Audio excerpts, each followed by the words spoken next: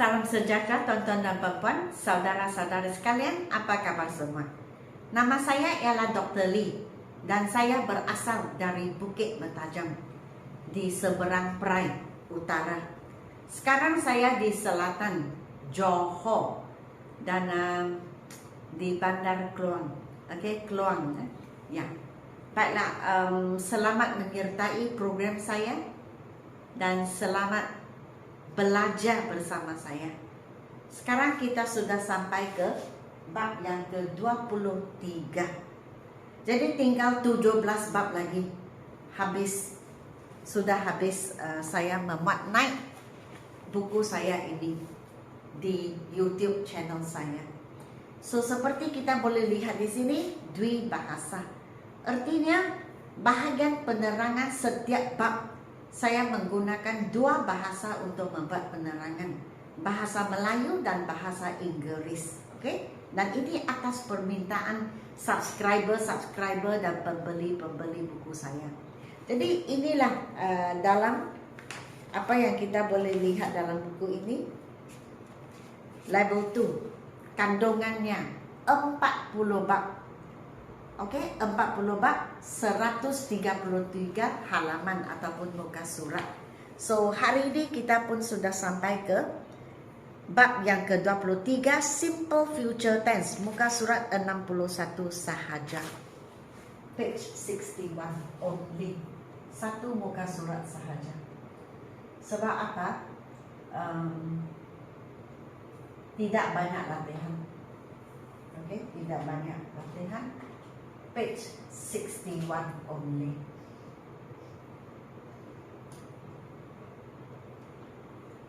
Jadi jikalau kamu mempunyai buku, sila buka ke halaman 61.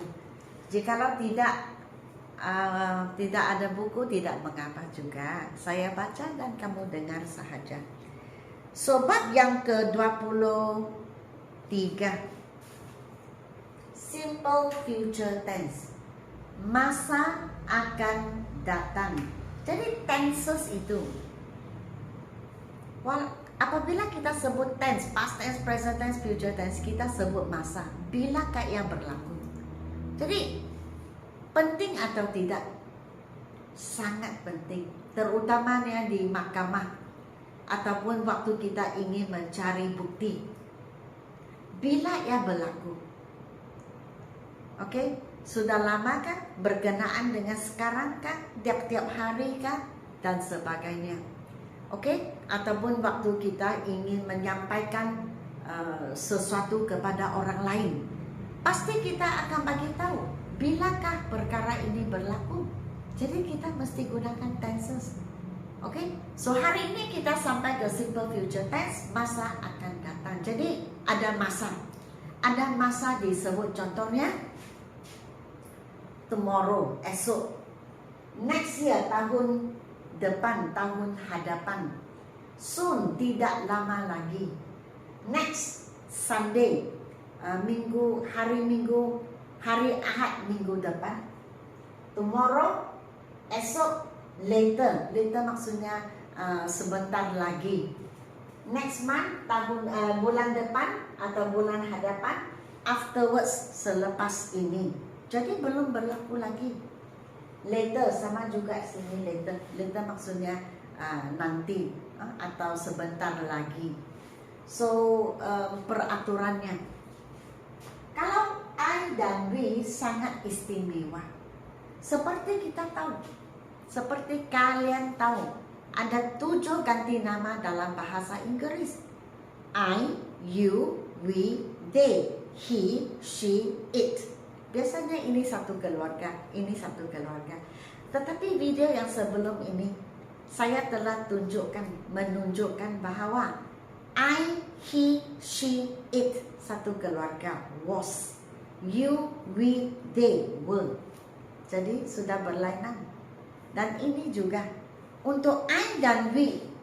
I dan we, kita boleh gunakan shall, kita juga boleh gunakan will. Contohnya I shall come, I will come, sama sahaja. Selepas shall atau will kita mesti guna base form, bentuk asal, kata dasar sebelum kita tambah SED atau ING di belakang kata kerja. Oke? Dan untuk you, they, he, she, it, kita hanya gunakan will. Kita tidak menggunakan shall. Lepas will, kata dasar. Oke? Kalau satu, contohnya seorang, seekor binatang, sebuah tempat, sebatang benda, contohnya pembaris ataupun pensel, maka kita gunakan will dan base form. Tak boleh guna shall. Ataupun lebih daripada satu, contohnya lebih daripada seorang, lebih banyak daripada seekor binatang, lebih daripada sebuah tempat, lebih daripada sebiji bola contohnya. Maka sama juga kita gunakan will diikuti dengan base form, kata bentuk dasar. Tetapi kita gunakan shall untuk I dan we sahaja. Oke, dan kita sebenarnya dalam bahasa Melayu, will ataupun shall bermaksud akan. Jadi I shall come, saya akan datang. I will come, sama juga saya akan datang. Oke, sebab ia menunjukkan masa akan datang. Oke, pada masa depan atau masa hadapan. Jadi di sinilah kesemuanya 9 soalan. Tetapi sama juga tidak cukup tepat. Jadi saya simpan dot begitu sahaja. Jadi terpaksalah saya membaca dan kalian mendengar. Nombor 1, we shall cycle ataupun we will cycle to school tomorrow. Oke, masa diberi esok. Oke, masa akan datang. Puan Jamilan will teach us science next year. Tahun depan, jauh lagi. Masa akan datang. Puan Jamilan itu satu orang, seorang. Maka kita gunakan will. Selepas will, kata dasar. Kita boleh lihat teach. Tidak ada es, tidak ada ing, atau tidak ada perkataan taught. T-A-U-G-H-T. They will move to a new house soon. Tidak lama lagi, tapi masih belum berlaku. Okay? They gunakan will. He will visit his grandparents in the village next Sunday. Minggu depan, hari Ahad. Belum sampai lagi. Dan he kita mesti gunakan will. The cobbler will mend the shoes tomorrow. Cobbler tukang kasut akan membaiki. Oke? Mend dan bukan repair. Repair untuk mesin, untuk benda-benda yang besar, kayu. Oke? Itu repair. Alright? Kereta repair, mesin. Jadi jangan cakap repair shoes, tetapi mend shoes. Ataupun jala untuk menangkap ikan. Men juga, bukan repair. Okay? I shall wash, I will wash. Boleh juga, dua-dua pun boleh. The dishes later. Later maksudnya nantilah, sebentar lagi. You will start a new job next month. Bulan hadapan, bulan depan. Belum berlaku lagi. Untuk you kita mesti gunakan will. Itu peraturan. Maksudnya kamu akan. She will cook a pot of curry afterwards. Sama juga afterwards dan later. Afterwards selepas inilah, sebentar lagi. She kita gunakan will. Selepas will kita guna kata asal. Jangan ada SED atau ing di belakang kata kerja. The maid will sweep the floor later. Will. The maid satu orang. Will. Sebab shall digunakan untuk I dan we sahaja. Okay, so sampai sini sahaja. Bab ini agak pendek.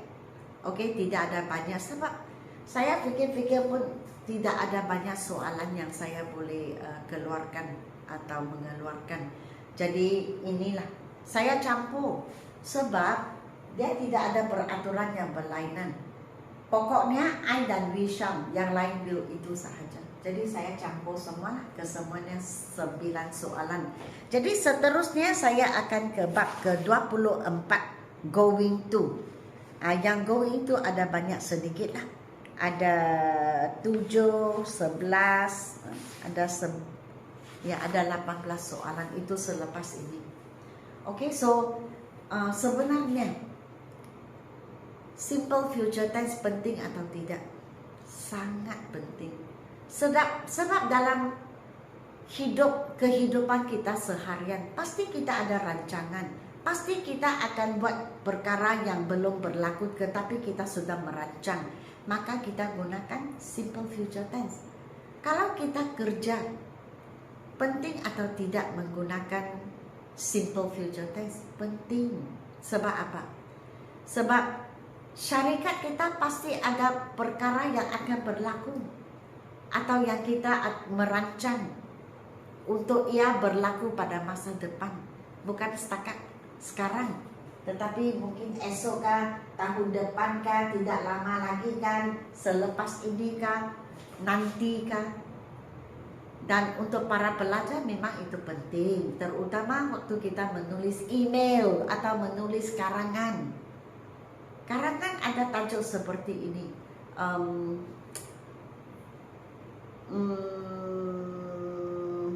my ambition, cita-cita saya belum berlaku lagi. Okay?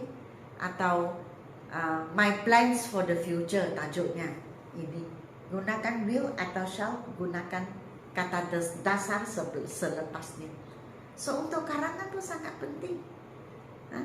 My plans for the future, what I will do next year, sama juga. My ambition, cita-cita saya. So semua perlu, masa akan datang, simple future tense. Begitu juga dengan syarikat kita. Setiap syarikat mesti ada rancangan untuk masa depan. Atau kita kerja di jabatan awam, sama juga mesti ada rancangan untuk masa depan. Apa yang kita bakal membuat. Jadi simple future tense sangat penting.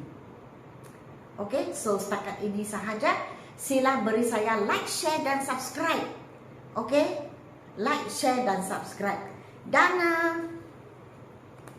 jikalau kamu ingin membeli buku saya level 1 38 bab, semua dalam YouTube channel saya. Sekarang saya sedang memuat naik level 2, sudah sampai ke bab ke-23.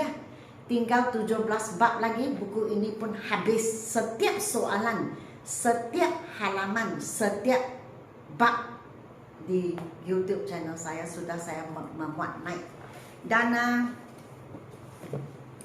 jikalau ingin membeli buku 1, buku 2 atau kedua-duanya sekali, silalah WhatsApp kepada saya 019 7878 299. Dan sini jikalau kamu atau kalian ingin belajar pertuturan speaking, bolehlah pergi ke TikTok saya dan ataupun ke Instagram saya. Sebab saya memuat naik di TikTok, saya tidak mau campur. YouTube khusus saya mengajar konten yang berlainan, yaitu buku saya. Dan saya tidak lama dari sekarang, sangat dekat sudah, saya akan buka pusat bahasa Inggris di Cyberjaya dan SS15 Subang Jaya. Jikalau kamu tinggal dekat dengan tempat ini atau di tempat ini, atau boleh datang ke tempat ini, boleh datang ke pusat saya apabila saya buka tidak lama lagi untuk berjumpa dengan saya dan beritahu saya masalah kamu dari segi bahasa. Saya akan mengajar kamu, oke, apa-apa saja, supaya kerja kamu atau supaya kerja rumah, projek atau pembelajaran kamu dipermudahkan. Dan pusat bahasa Inggris saya bekalkan untuk kanak-kanak, untuk murid-murid dan pelajar-pelajar sekolah, pelepas sekolah, penuntut universiti atau pelepas universiti, graduan, orang yang sedang bekerja kaki tangan awam ataupun suri rumah tangga. Boleh juga, saya ada kursus untuk kalian. Dan saya mengajar Inggeris tempatan untuk penggunaan di negara kita dan di luar negara. Contohnya IELTS, TOEFL, PTE dan sebagainya. Oke, so sekian, terima kasih. Oke, sehingga kita berjumpa nanti.